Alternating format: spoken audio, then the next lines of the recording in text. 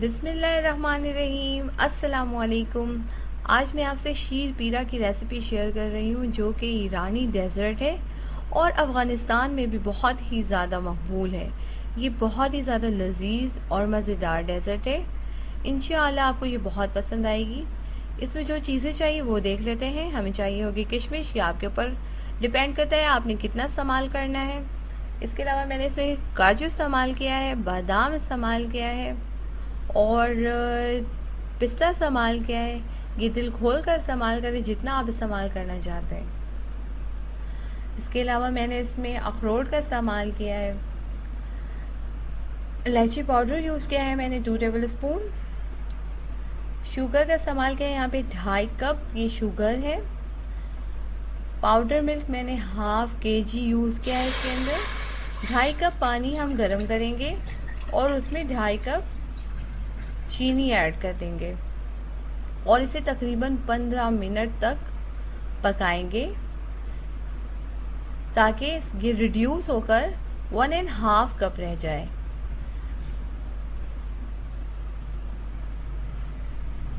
इसे हम इसी तरह से पकाते रहेंगे ताकि चीनी अच्छी तरह मेल्ट हो जाए और रिड्यूस होकर 1.5 कप रह जाए। जब ये 1.5 कप रह जाएगी और चीनी अच्छी तरह से मेल्ट हो जाएगी, फिर हम आगे का प्रोसेस करेंगे। तब तक कीप स्टीयरिंग ताकि चीनी अच्छी तरह मेल्ट हो जाए। दोस्तों, यहाँ पे मैं आपको बताऊं कि ये ईरान से इसका ताल्लुक़ है, यानी इसे सबसे पहले ईरान में बनाया गया था और वहाँ की बहुत ही फेमस डेजर्ट है। अब हम इसके अंदर इलायची पाउडर शामिल कर लेंगे। ये देखें, ये कितना ज़्यादा रिड्यूस हो गया है। ये रिड्यूस होकर 1.5 कप रह गया है और इसे पकने में तकरीबन 15 से 20 मिनट लगे हैं मीडियम फ्लेम पे।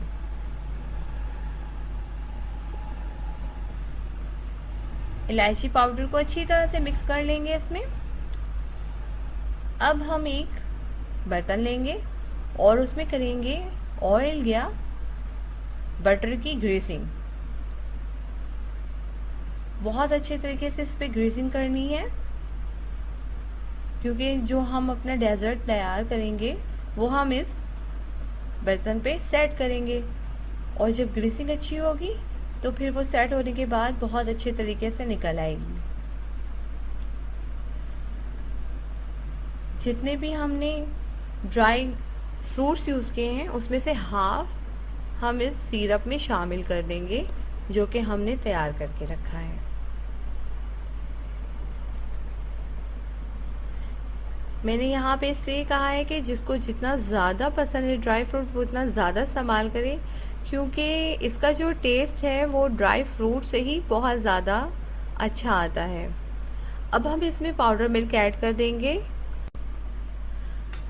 पाउडर मिल्क की हाफ क्वांटिटी हम इसके अंदर ऐड करेंगे और हाफ को रिटेन करेंगे ताकि अगर ये थिन लगे तो हम इसे थिक करने के लिए दोबारा से इस्तेमाल कर सकें। अब हम इसे अच्छी तरीके से मिक्स करेंगे ताकि ये चारों तरफ से अच्छी तरह मिक्स हो जाए। ये देखिए, ये काफ़ी थिन है तो इसे थिक करने के लिए मैंने बाकी का हाफ भी इसके अंदर मिक्स कर दिया है।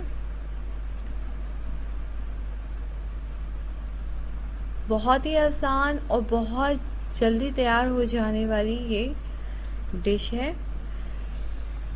बहुत ही मज़ेदार भी होती है, इसे ज़रूर ट्राई करें।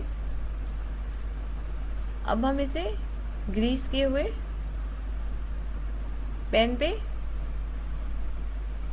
निकाल देंगे इस बैटर को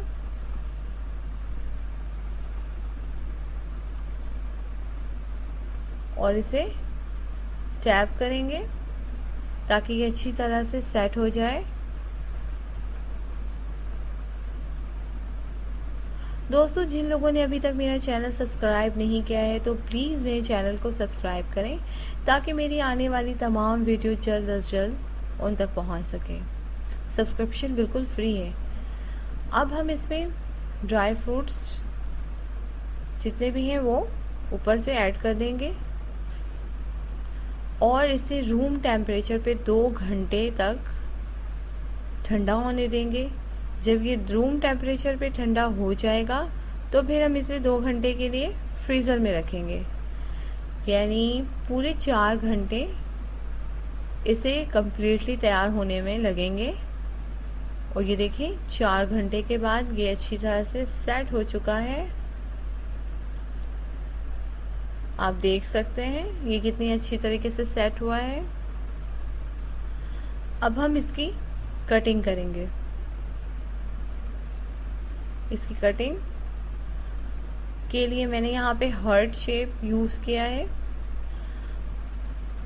इसके अलावा अगर आप इसे ट्रायंगल शेप देना चाहें या फिर स्क्वायर शेप देना चाहें या फिर किसी फ्लावर का शेप देना चाहें तो आप दे सकते हैं।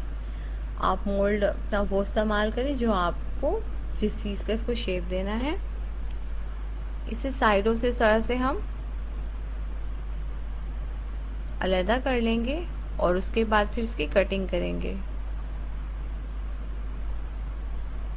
इसे मैंने स्क्वायर और हार्ट शेप में काटा है। आप चाहें तो इसे मुख्तलिफ तरह के शेप्स दे सकते हैं। अगर मेरी वीडियो आपको पसंद आई हो तो प्लीज़ इसे लाइक करें, शेयर करें, कमेंट्स दें। अपना बहुत ख्याल रखिएगा, दुआओं में याद रखिएगा। अल्लाह हाफिज़।